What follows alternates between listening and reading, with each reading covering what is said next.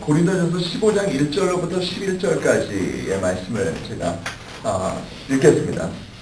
고린도전서 15장은 특별히 사도 바울이 아는 부활에 대한 모든 것, 부활에 대한 모든 기억이 있어요. 여러분 한번 집에 들어가서 이 사도행전 15장만 한번 읽어보세요. 그러면 우리가 알고 있는 부활에 대한 모든 지식이 여기서 나왔다는 것을 알게 될 것입니다. 예수의 부활이 나의 부활이다. 그리고 육체의 부활이다. 모든 부활에 관한 이야기를 다 여기 있습니다.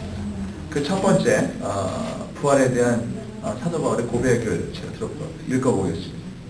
형제 자매 여러분, 내가 여러분에게 전한 복음을 일깨워드립니다. 여러분은 그 복음을 전해받았으며 또한 그 안에 서 있습니다.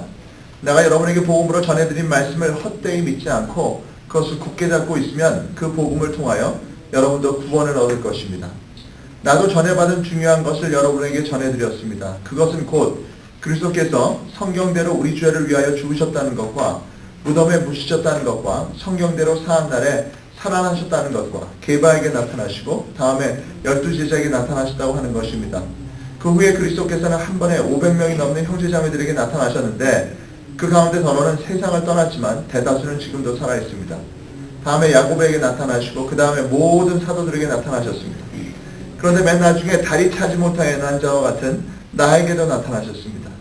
나는 사도들 가운데서 가장 작은 사도입니다. 나는 사도라고 불릴 만한 자격도 없습니다.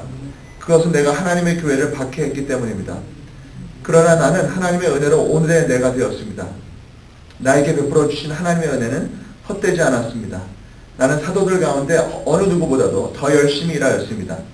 그러나 이렇게 한 것은 내가 아니라 나와 함께 하신 하나님의 은혜입니다.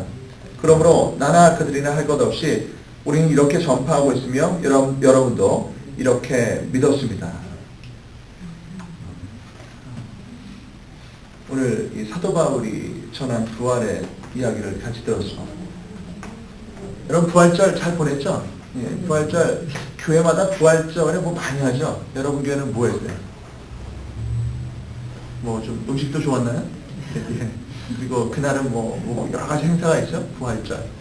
그 미국에 사는 사람들이 보통 1년에 교회를 이제 뭐 매주 나간 사람도 있지만 그래도 내가 교회를 다닌다라고 생각하는 사람은 아무리 안 나가도 몇 번 나가야 돼요. 언제 그렇다고 부활절. 근데 그것도 많다. 난 한 번을 나가겠다. 그럼 언제 나가는 거예요? 그때 부활절 나가는 거예요. 1년에 부활절 한 번 교회에 오고 나 크리스찬이라고 생각하는 사람도 있어요. 그 정도로 이 부활절은 우리 기독교인의 마지노선입니다. 이것마저 안 나오면 그 예수 믿는 거 아니야. 이게 마지막이에요. 그래서 교회들마다 이 부활절은 엄청난 행사가 있고 이 부활절에 장사가 돼야 돼요. 그러니까 사람이 많이 들어야 돼요. 그래서 그날 굉장히 교회가 준비를 많이 합니다. 이게 현실이에요. 어디든지 그래요. 어쨌든 우리 기독교 신앙에 있어서 예수님이 부활하셨다는 것은 정말 중요하고 분명하고 우리의 교회 존재의 근본이 되는 사건입니다. 그런데 이제 제가 계속 말씀드리고 싶은 것은 무엇이냐면 성경을 읽으면 부활절이 있어요, 없어요? 초대교회가 부활절을 지켰더라 성대하게 뭐 이런 얘기 들어봤어요? 에베소 교회, 고린도 교회 그런 적이 없어요. 그런 적이 없어요. 부활절은 1년 중에 예수님이 부활하신 한 날을 지정해서 지키는 데 의미가 있는 것이 아니라 이 부활 신앙이 무엇인지를 알고 우리의 매일매일 특별히 여러분 안식 후 첫날 우리 모이는 그리스도인들은 여러분 원래 모든 유대인들은 안식일날은 금요일날 저녁 때 시작해서 토요일날 저녁에 끝나는 이 하루의 시간인데 그래서 토요일날 다 예배를 드린다고요 사람들이. 원래 경건한 유대인들은. 그러나 우리 그리스도인들은 그날도 예배 드렸지만 안식 후 첫날 모여서 예배를 드렸어요. 왜 그러십니까? 예수님께서 그날 부활하셨고. 초대교회는 유대인으로서의 아이덴티티를 버리지 않았어요. 이 사람들이 여전히 유대인으로서 할 거 다 하고 할례도 받고 모든 율법을 지켰고 성전에서 예배 드렸고 모였고 안식일 지켰어요. 그러나 플러스 뭘 지켜요?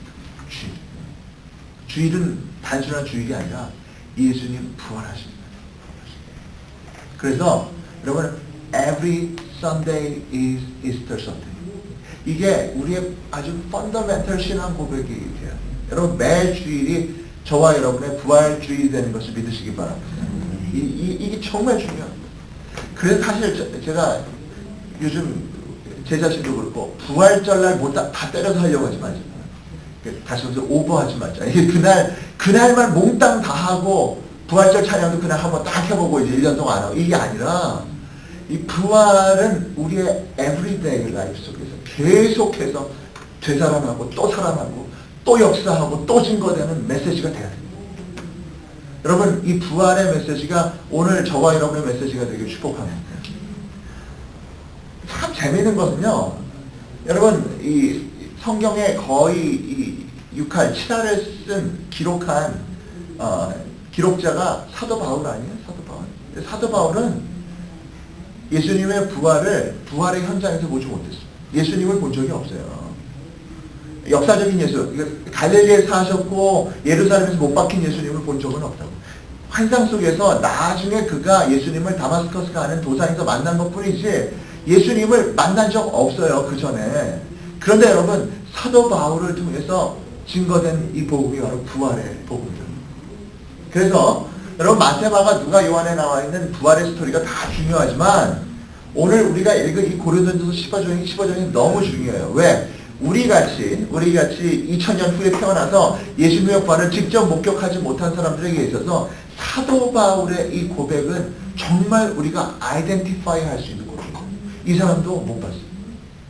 베드로하고는 우리가 좀 게임이 안 되겠죠. 베드로가 여러분 베드로가 3번 부인했다 그러지만 여러분 베드로는 예수님 말씀 듣고 무리를 걸어본 사람입니다.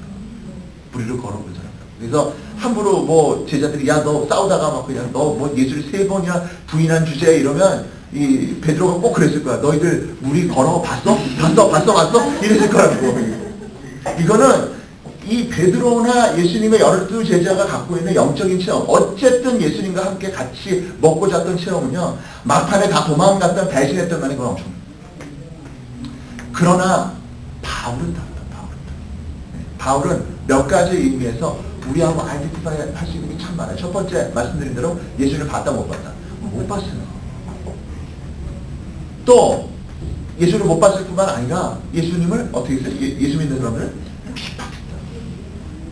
어떤 의미에서 이 복음 안에서 전혀 지분이 없는 사람이에요. 자기 지분이 없어요. 1%도 자기 지분이 없는 사람이에요. 그래서 오늘 사도 바울이 얘기하는 게 뭐예요? 부활신앙을 놓고 부활신앙 얘기하다가 여기서 얘기하는 게 뭐냐면 나는 하나님의 은혜로 오늘의 내가 되었습니다. 이 은혜에 대해서 이 부활을 얘기하면서도 은혜를 얘기할 수밖에 없다라는 거죠. 여러분 사도 바울이 이러한 배경이 있었기 때문에 그는 예루살렘 교회와 12사도와 다른 사람들로부터 어떻게 대우받았어요? 그는 가짜다. 아주 극단적으로는 그를 가짜라고 얘기하고 못마땅하게 얘기했어요. 참 못마땅하게. 쟤는 왜 갈릴리에 와보지도 않은 주제에 무슨 예수님 부활하셨다 이런 얘기하는 거냐. 이해를 할 수 없고 이해를 할 수 없고. 여러분 그러나 여러분 사도 바울이 어떻게 부활신앙 속에 있었는가 이게 관건이에요. 그게 바로 저와 여러분 2000년이 지난 지금 예수님을 한 번도 본 적도 없고 이스라엘 가본 사람 없죠 여기. 나도 안 가봤어요.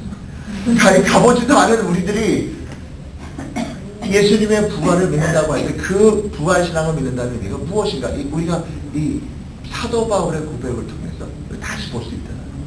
여러분 사도 바울에게 있어서 예수님의 부활은 여러분 이 사도 바울이 부활에 대해서 얘기하면서 빈 무덤 얘기하는 거 봤어요? 아니 빈 무덤은 그냥 가보지도 않았어요. 그쪽에 빈 무덤 부활의 주님 나타나셔서 먹을 거 주시고 이런 거 없다고. 사도 바울이 경험한 예수님은 성령 안에서 경험한 부활의 주님. 딱 이거밖에 없어요. 성령 안에서 자기에게 계시하신 그거 하나밖에 없어요. 여러분 어떤 의미에서 이 기독교가 로마에 전파돼서 이방인들을 위한 이 로마인들을 위한 교회가 될 때 하나님께서 베드로나 다른 사도들보다 바울을 쓰신 이유가 뭔지 아세요?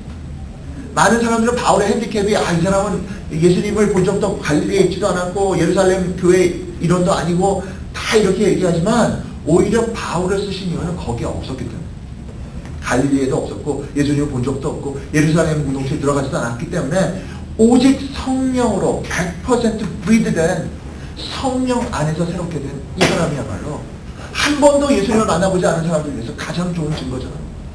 이 역설이에요, 역설. 예수님을 만나지도 않은 주제에 오늘 부활에 대해서 부활하셨다. 얘기를 하는 거죠. 두 번째 사도 바울은 그래서요. 예수님이 언제 나타나셨느냐, 누구한테 무슨 말씀하셨냐 여기에 관심 없고요. 나타나신 그 사실. 여러분 요즘 이 로마 캐톨릭이요. 사실 이 캐톨릭 교회에 다니시는 분들이 있을지 모르겠지만 로마 캐톨릭 처치가 갖고 있는 그러한 신앙의 양상은 문제가 있습니다. 그거 조심하셔야 돼요. 예를 들어서 이런 거예요. 여기는 그 홀리 릴릭이라고 해가지고 어떤 물건을 가지고 굉장히 강조하는 게 많아요. 이거 무슨 성자가 쓰던 물건. 지금도 예수님이 이 돌아가셨을 때 덮어 쓰고 있던 그 옷, 그 수의, 홀리 로브라고 그러죠. 그걸 갖다가 또 모처에 보관하고 있다고 그러죠. 근데 그거 아세요? 10년 전쯤인가 한번 그걸 갖다 과학자들한테 2시간 동안 이렇게 공개했던 거 아세요? 근데 또 어떤 과학자가 탄소 동위원소 측정을 했는데 그게 2000년 전게 아니라 불과 800년 전만, 800년밖에 안 된 거다 그래갖고 뒤집어진 적이 있어요. 그래가지고 그냥 덮어버리고 이제 다시는 안 보여준다. 여러분 제가 말씀드리고 싶은 건 그게 진짜다 가짜다라는 걸 얘기하는 것도 아니고요. 빈 무덤이 있었느냐 없었느냐 얘기하는 것도 아니고 핵심적인 건 이거예요. 오늘 사도 바울이 얘기하려고 하는 것은 빈 무덤이 아니라 예수님이 덮으셨던 옷이 아니라 그분이 나타나신 것이 확실하지. 내게 나타나셨다. 사도 바울의 주장이 뭡니까? 사도 바울의 고백이 뭡니까? 제일 마지막에 나한테도 나타나셨다. 이게 여러분 어떤 의미에서 성경 전체를 통해서요. 부활에 대한 부활 리스트, 부활의 주님을 만날 리스트, 장자연 리스트가 아니라 바울 리스트. 누가 부활의 주님을 만나?